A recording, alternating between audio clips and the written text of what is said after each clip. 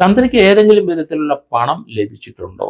ഈ ധാരവാല ശില്പങ്ങളും പാളികളും ഒക്കെ വിറ്റതിൻ്റെ ഉണ്ണികൃഷ്ണൻ പോറ്റിയിൽ നിന്ന് ക്രമത്തിൽ കൂടുതൽ പണം ലഭിച്ചിട്ടുണ്ടോ? അല്ലെങ്കിൽ ആ സ്വർണം വാങ്ങിച്ചവരുടെ കയ്യിൽ നിന്ന് എന്തെങ്കിലും കൈപ്പറ്റിയിട്ടുണ്ടോ? അല്ലെങ്കിൽ പല അക്കൗണ്ടിൽ കൂടെ കടത്തി ഇങ്ങേർക്ക് എന്തെങ്കിലും പണം ലഭിച്ചിട്ടുണ്ടോ?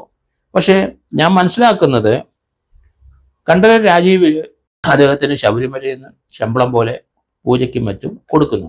കണ്ഠരർ രാജീവരും കണ്ഠരർ മോഹനരും ഇവർ രണ്ടുപേരും ശബരിമലയിൽ ഓരോ വർഷം കൂടുമ്പം അവിടുത്തെ തന്ത്രിമാരായിട്ട് വരും, മറ്റേ അത് മാറിക്കൊടുക്കും. ഇതാണ് വന്നുകൊണ്ടിരിക്കുന്നത്.